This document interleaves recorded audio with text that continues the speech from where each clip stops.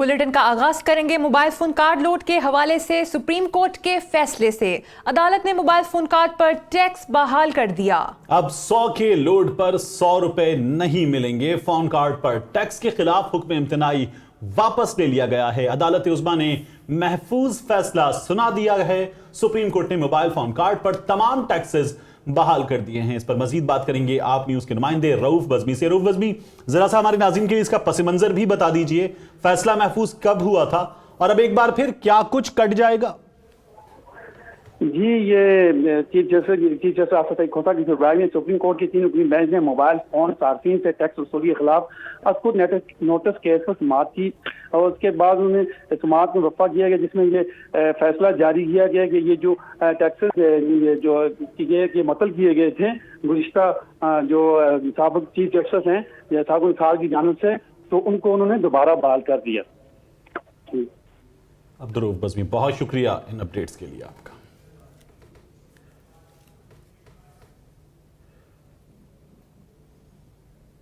आगे बढ़ें, बात करें वजीर आजम इमरान खान के दबंग ऐलान की। इमरान खान ने कहा है कि सब चाहते हैं दबाव डालकर NRO ले लिया जाए, मगर सुन लें, ना किसी को माफी मिलेगी और ना ही NRO। इक़्तिदार में आने का मकसद करप्ट अनासिर को शिकस्त देना था। वजीर आजम ने बिलावल भुट्टो को साहिबा कह दिया। वो वाना में जलसे से खिताब कर रहे थे और वाना में जलसे से खिताब से कबल वजीर आजम ने कबायली अमायदीन से भी खिताब किया। उन्होंने कहा कि वो वजीरिस्तान की तकालीफ और रिवायत से बाखबर हैं। कबायली इलाकों की तरक्की पर हर साल 100 अरब रुपए खर्च करने का फैसला किया है। डाकुओं ने मुल्क का कर्जा 6000 अरब से 30,000 अरब तक पहुंचा दिया था। अवाम को अब रमजान में तब्दीलियां नजर आना शुरू हो जाएंगी। बात कौमी असम्बली की, जिसका माहौल आज भी गर्म रहा। साबिक वजीर खजाना असद उमर ने मुल्क में महंगाई बढ़ने और फेडरल बोर्ड ऑफ रेवेन्यू के अहदाफ पूरे ना होने का एतराफ किया। कौमी असम्बली में खिताब करते हुए असद उमर ने कहा कि महंगाई कम करने के लिए इक़दामात होने चाहिए। उन्होंने बिलावल भुट्टो जरदारी और पाकिस्तान पीपल्स पार्टी की हुकूमत के दौर को शदीद तनकीद का निशाना बनाते हुए कहा कि मुल्क में सबसे ज्यादा महंगाई पीपल्स पार्टी के दौर में हुई। पीपल्स पार्टी ने अपने दौर में 4 सूरमा वजीर खजाना बदले। अगर हम नाअहल हैं तो आप नाअहल तरीन थे। दूसरी जानिब खुर्शीद शाह की साबिक वजीर खजाना पर जवाबी लफ्जी तीरंदाजी। कहा, कहाँ राजा भोज, कहाँ गंगू तीली, ये हमारा मुकाबला कैसे करेंगे? इमरान खान कह चुके हैं असद उमर को नाअहली पर निकाला गया। पीपल्स पार्टी ने अपने दौर में अवाम पर बोझ नहीं डाला। और वजीर रेलवे शेख रशीद अहमद ने दावा किया है कि चौधरी निसार पंजाब असम्बली की रुकनीत का हलफ नहीं उठाएंगे। उनका कहना है कि शहबाज शरीफ विकेट के दोनों जानिब खेल रहे हैं। वो लाहौर में न्यूज़ कॉन्फ्रेंस के दौरान इजहार ख्याल कर रहे थे।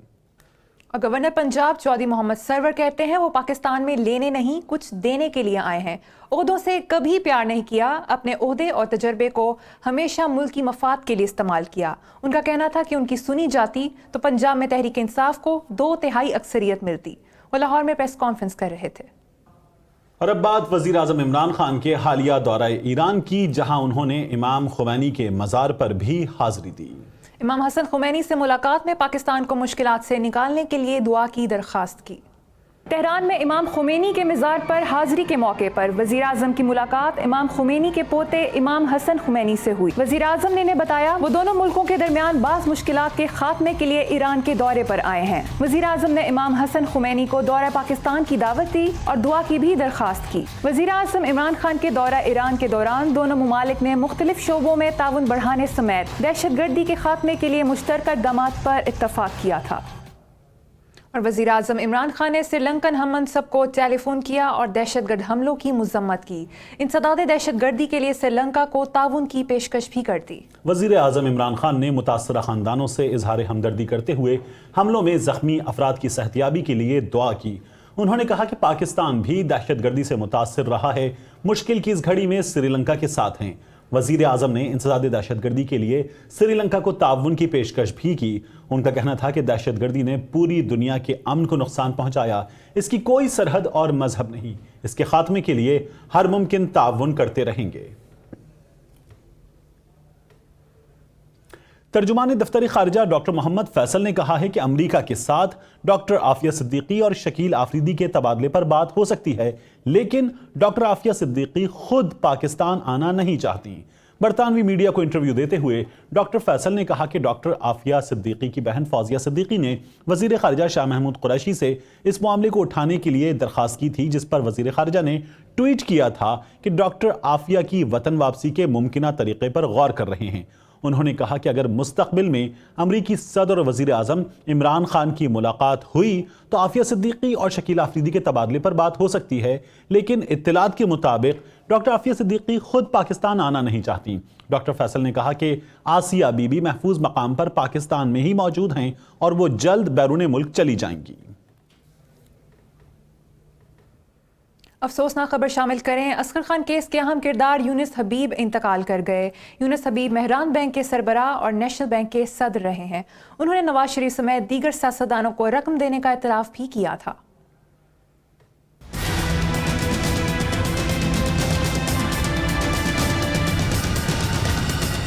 यूनुस हबीब मेहरान बैंक के साबिक सरबराह और नेशनल बैंक के साबिक सदर असगर खान केस के अहम शवाहिद और सबूत सीने में दबाए दुनिया से चल बसे। यूनुस हबीब ने नवाज शरीफ समेत दीगर सियासतदानों को रकम देने का एतराफ़ किया था। सुप्रीम कोर्ट के हुक्मनामे के मुताबिक यूनुस हबीब ने जनरल मिर्जा असलम बेग और जनरल असद दुर्रानी के कहने पर 14 करोड़ रुपए कौमी खजाने से फराहम किए, जिनमें से 6 करोड़ रुपए सियासतदानों में तकसीम किए गए। यहाँ पे हमने क्लियरली लिखा है were paid to Mr. Yusuf Memon on the instruction of President General Beg for the politicians। Supreme court ने यह भी हुक्म दिया था कि 8 करोड़ रुपए की रकम हबीब बैंक के अकाउंट नंबर 313 में जमा कराई गई। अगर वो रकम हबीब बैंक के खातों में शामिल नहीं की गई तो उसे कौमी खजाने में मुनाफे समेत जमा कराया जाए।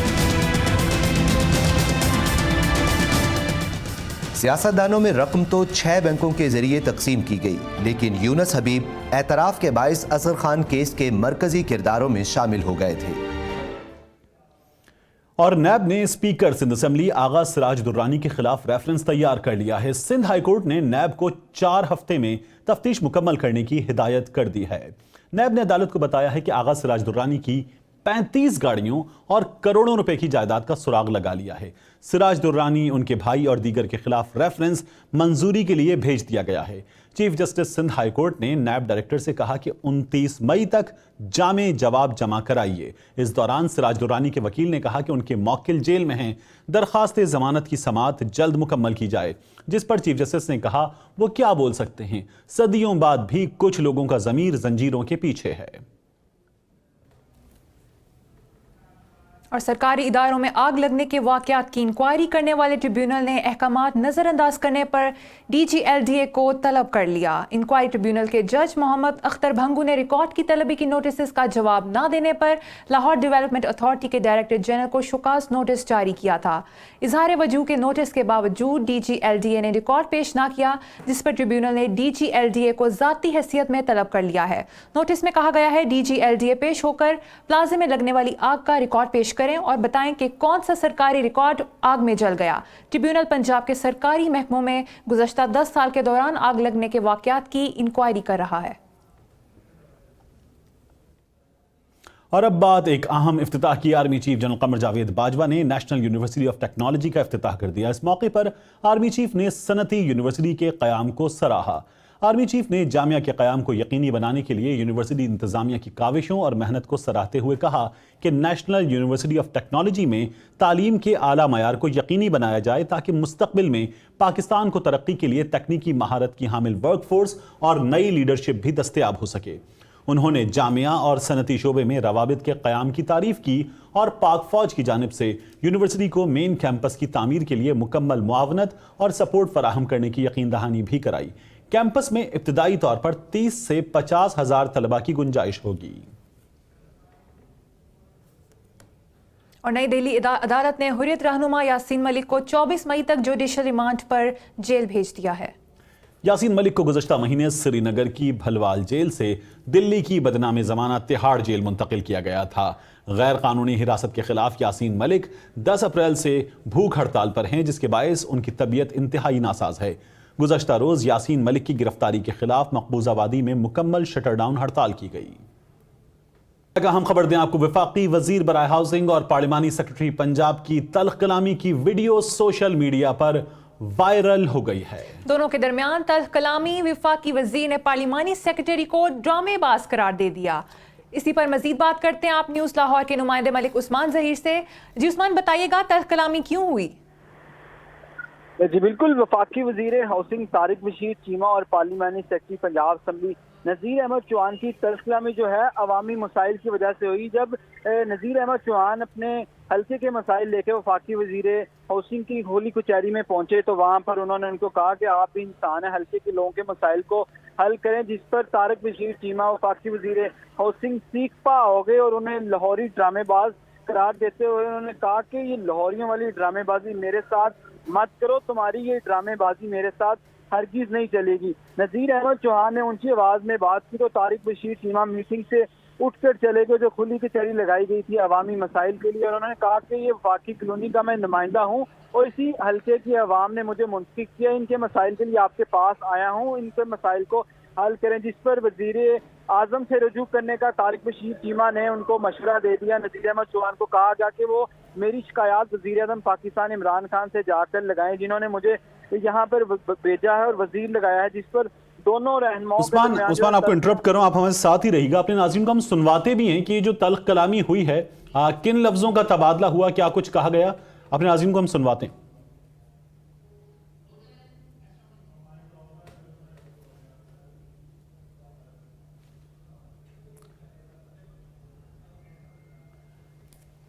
तारिक बशीर चीमा वफाकी वजीर बराए हाउसिंग और पार्लिमानी सेक्रेटरी पंजाब के दरमियान ये तल्ख कलामी हुई है और तारिक बशीर चीमा ने वजीर ने ड्रामेबाज कहा है। मलिक उस्मान हमारे साथ मौजूद हैं, हमें अपडेट करें इस तमाम सूरत हाल से। मलिक उस्मान, इतनी बिगड़ी क्यों सूरत हाल? और इससे पहले भी वो तो लीक्ड वीडियो थी जिसमें तारिक बशीर चीमा स्पीकर पंजाब असम्बली थे, गवर्नर पंजाब थे, लेकिन अब की बार तो ये तमाम लोग मौजूद थे और ये किसी ने वीडियो बनाई है। जी बिल्कुल, ये हल्के के अवाम ने जब वो मसाइल के हल के लिए वफाकी वजीर हाउसिंग के पास पहुंचे तो उन्हीं में से एक शहरी ने ये वीडियो बनाई। उससे कबल भी नज़ीर अहमद चौहान जब अपने हल्के के मसाइल के लिए इस्लामाबाद में वफाकी वजीर हाउसिंग से मुलाकात करते थे, उनको मसाइल से आगाह करते थे, ये मसाइल हैं उनके हल्के के, इनको हल किया जाए। तो एक बार इससे कबल भी एक वाक़या इस्लामाबाद में पेश आ चुका था, तो उन्होंने उस हवाले का जिक्र भी इस वीडियो में जो आप देख सकते हैं कि किया कि तुमने इस्लामाबाद में एक साथ यही लहजा रखा था। वफाकी वजीर हाउसिंग ने सारा मलबा जो है नज़ीर अहमद चौहान पर गिराते हुए कहा कि आप अपना लहजा ठीक करें, और जबकि उन्होंने उनको लाहौरी ड्रामेबाज भी करार देते हुए साथ में ये भी कहा कि आप चंद लोगों को मेरे दफ्तर में या मेरी खुली कचहरी में लाकर मुझ पर प्रेशर नहीं डाल सकते, आप वजीर आज़म इमरान खान से जाकर शिकायत करें जिन्होंने मुझे वजीर लगाया है। साथ में जब नज़ीर अहमद चौहान ने कहा कि आप इंसान हैं, आप भी दर्द रखते हैं, अवाम के मसाइल हैं, ये आपके पास नहीं आएंगे तो कहाँ जाएंगे, जिस पर वो उठकर चले गए और चीख पाओगे और तल्ख कलामी हुई, जिस पर मजीद तकरार हुई, जिसके बाद वो खुली कचहरी छोड़कर वापस चले गए। और नज़ीर अहमद चौहान सिर्फ हल्के के मसाइल के लिए वहाँ पे उनको फाइलें लेके आए थे, वास्ता के वफाकी कॉलोनी में मसाइल और पानी के दरपेश मसाइल थे, जिस पर जो है फाइलें लेकर नज़ीर अहमद चौहान अपने हल्के की अवाम के साथ वफाकी वजीर हाउसिंग की खुली कचहरी पहुंचे थे ताकि उन मसाइल को हल कराया जा सके। लेकिन दोनों रहनुमाओं के दरमियान तल्ख कलामी हुई, मजीद सख्त लहजे का तकरार हुआ, जिसके बाद उन्होंने उनको लाहौरी ड्रामेबाज करार देते हुए साथ में ये भी कह दिया कि लाहौरियों वाली ड्रामेबाजी मेरे साथ मत करो, तुम्हारी ये ड्रामेबाजी मेरे साथ नहीं चलेगी। ठीक है, बहुत शुक्रिया मलिक उस्मान, नुमाइंदा आप न्यूज़ हमें अपडेट कर रहे थे। खबर दें आपको लाहौर से। लाहौर के इलाके सांदा में डकैती वारदात की सीसीटीवी फुटेज मंजर आम पे आ गई। डाकू ने असले के जोर पर शहरी मोहम्मद वसीम से मोटरसाइकिल और नकदी छीन ली। आपको खबर दे रहे हैं लाहौर से, जहां सीसीटीवी फुटेज मंजर आम पर आ गई है और ये डकैती की वारदात हुई सांदा के इलाके में, और इसमें देखा जा सकता है कि डाकू ने असलहे के जोर पर शहरी मोहम्मद वसीम से मोटरसाइकिल और उसकी नकदी छीन ली। इसी पर मजीद बात करते हैं आप न्यूज़ लाहौर के नुमाइंदे अदनान खालिद से। जी अदनान, आगाह कीजिएगा कि क्या तफसीलात हैं। जी, सांदा का ये इलाका है जहां 22 अप्रैल की रात 1 बजे एक डकैती की वारदात हुई, जिसको जो हमें सीसीटीवी फुटेज भी जिसकी मसूल हुई है, और सीसीटीवी फुटेज में देखा जा सकता है कि 2 डाकू बड़े आराम से जो है एक गली में दंदलाते पैदल फिर रहे हैं, और एक शहरी के मोटरसाइकिल पर आते ही उनमें से एक डाकू जो है अपना असला निकाल कर उसको रोकता है, और उसके बाद दोनों डाकू उसको असले के जोर पर उसको उसकी बाइक पर बैठता है। उनमें से एक डाकू और दूसरा जो है उससे उसका मोबाइल फोन, उसकी नकदी और दीगर अशिया छीन कर जो है वो दोनों डाकू बाइक पर बैठ के उसके फरार हो जाते हैं। जबकि मुतासरा शहरी मोहम्मद वसीम ने जो है थाना सांदा में इस वाक़े की दरख्वास्त दी, जिस पर उसका मुकदमा दर्ज कर लिया गया और पुलिस का कहना है कि मुल्जिमान की तलाश जारी है। सीसीटीवी फुटेज से भी मुल्जिमान को ट्रेस करने की कोशिश की जा रही है। जबकि इस तरह की वारदातें जो हैं अब लाहौर शहर में मामूल बनती जा रही हैं और डॉल्फिन फोर्स और जो पीरू फोर्स जो शहरियों की सिक्योरिटी के लिए और पेट्रोलिंग के लिए स्पेशली बनाई गई थी, वो आज अभी अब देखने में यही आ रहा है कि वो दीगर कामों में मसरूफ दिखाई देती हैं। डाकुओं को और चोरों को पकड़ने में वो नाकाम दिखाई देती हैं। जी बहुत शुक्रिया अदनान खालिद, नुमाइंदा आप न्यूज़ हमें अपडेट कर रहे थे। और आपको बताएं, पेशावर के लेडी रेडिंग अस्पताल को लेबोरेटरी टेक्नीशियन और सिक्योरिटी गार्ड ने मैदान जंग बना दिया। सिक्योरिटी गार्ड ने इल्जाम लगाया कि अस्पताल में टेस्ट मुफ्त किया जाता है, मगर टेक्नीशियन ने उस टेस्ट के पैसे लिए हैं। इसी पर बात करेंगे आप न्यूज़ पेशावर के नुमाइंदे काशिफ अजीज से। काशिफ, मामला निपटा कैसे, क्या हुआ और क्या ये पैसे लिए जाते हैं? जी शुक्रिया। हुकूमत की तरफ से पेशावर के रेडिंग अस्पताल में लेबोरेटरी की जो फीस है वो नहीं ली जाती और जितने भी टेस्ट होते हैं वो मुफ्त होते हैं, लेकिन लेबोरेटरी टेक्नीशियन गरीब मरीजों से पैसे लेता है और उनको जो है टेस्ट वहाँ पर मुहैया करता है। आज यहाँ पर सिक्योरिटी गार्ड ने लेबोरेटरी टेक्नीशियन की जब ये हरकत देख ली तो सिक्योरिटी गार्ड ने लेबोरेटरी टेक्नीशियन को मरीज से पैसे ना लेने को कहा, जिसकी वजह से दोनों के दरमियान झगड़ा हुआ। हाथों और मुक्कों और लातों की जो है वो एक दूसरे पर बरसात कर दी। और इसके साथ साथ ये भी अस्पताल इंतजामिया है, उनका कहना है कि जितने भी इसमें मुलविस लोग हैं उनके खिलाफ कानूनी कार्रवाई की जाएगी। जबकि अस्पताल इंतजामिया का ये भी कहना है कि काशिफ, ये जो काले रंग की शलवार कमीज में गार्ड से उलझ रहा है, ये वो लेबोरेटरी टेक्नीशियन है जो पैसे ले रहा था?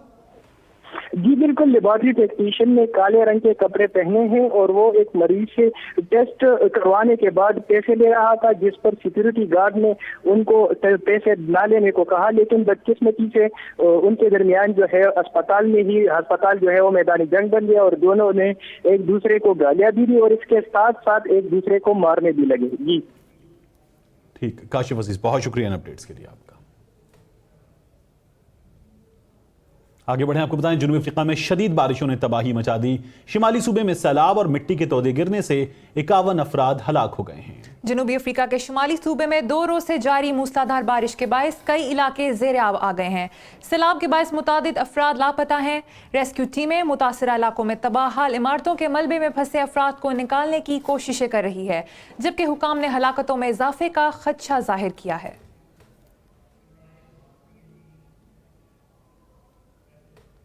और अफ्रीका के मुल्क मलावी में मलेरिया से बचाव की वैक्सीन का तजर्बाती मंसूबा शुरू कर दिया गया है। इसे दुनिया की पहली वैक्सीन करार दिया जा रहा है जो बच्चों को इस बीमारी से जुज़वी तहफ़्फ़ुज़ फराहम करेगी।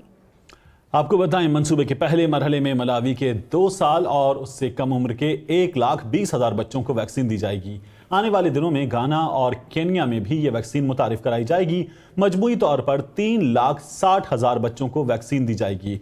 माहिरीन का कहना है कि RTS नामी वैक्सीन जिस्म के दिफाई निज़ाम को बेहतर करेगी ताकि वो मलेरिया के जरसूमों पर हमला आवर हो सके। ये जरसूमें मच्छर के काटने से फैलते हैं। और शुमाली कोरिया के हुक्मरान किम जोंग उन को रूस के सरहदी कस्बे खासान पहुंचने पर पुरतकबाल इस्तकबाल किया गया। वो कल सदर व्लादिमीर पुतिन से मुलाकात करेंगे। शुमाली कोरिया के खबर रसाई इदारे के मुताबिक किम आज सुबह जरिया ट्रेन प्यांगयांग से रवाना हुए और 558 किलोमीटर फासला तय करके दोपहर को रूस पहुंच गए। उन्होंने रशियन कोरियन फ्रेंडशिप हाउस का दौरा भी किया। किम के हमरा वजीर खारजा और नायब वजीर खारजा भी हैं। रूसी मीडिया के मुताबिक सदर पुतिन से कल होने वाली मुलाकात में शुमाली कोरिया के एटम प्रोग्राम के हवाले से भी बातचीत होगी। ऑस्ट्रेलिया के आर्टिस्ट ने न्यूजीलैंड की वज़ीर-ए-आज़म को मुनफरिद खिराज तहसीन पेश किया है। जसिंडा आर्डर्न की हिजाब में मलबूस 25 मीटर लंबी तस्वीर बना दी। मारूफ ऑस्ट्रेलवी आर्टिस्ट लॉरेटा लेसियो ने वज़ीर-ए-आज़म जसिंडा आर्डर्न की तस्वीर मेलबर्न की एक बुलंद इमारत पर बनाई है। इस तस्वीर के नीचे लफ्ज़ सलाम लिखा गया है। लॉरेटा ने जब इस तस्वीर को बनाने के लिए चंदे की अपील की तो सिर्फ एक दिन में ही 11,000 ऑस्ट्रेलवी डॉलर जमा हो गए।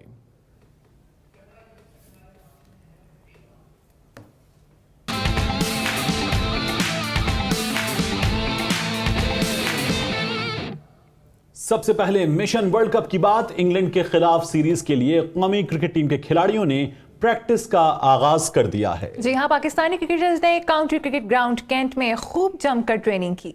इंग्लिश सरजमीन पर कौमी क्रिकेट टीम का कड़ा इम्तिहान। सरफराज 11 ने गोरों को जेर करने के लिए कमर कस। पाकिस्तानी क्रिकेट टीम ने हरीफ टीम को जेर करने के लिए तैयारी शुरू कर दी। खिलाड़ियों ने काउंटी क्रिकेट ग्राउंड कैंट में ट्रेनिंग सेशन का आगाज किया। इंग्लिश स्पिनर मॉन्टी पनेसर भी पाकिस्तानी क्रिकेटर्स का ट्रेनिंग सेशन देखने ग्राउंड पहुंचे। कौमी क्रिकेट टीम 27 अप्रैल से कैंट कॉलोनी के खिलाफ मैच से दौरे का आगाज करेगी। 3 प्रैक्टिस मैचेस के बाद 5 मई से इंग्लैंड के खिलाफ बाकायदा सीरीज का आगाज होगा, जिसमें 1 T20 और 5 वनडे इंटरनेशनल खेले जाएंगे।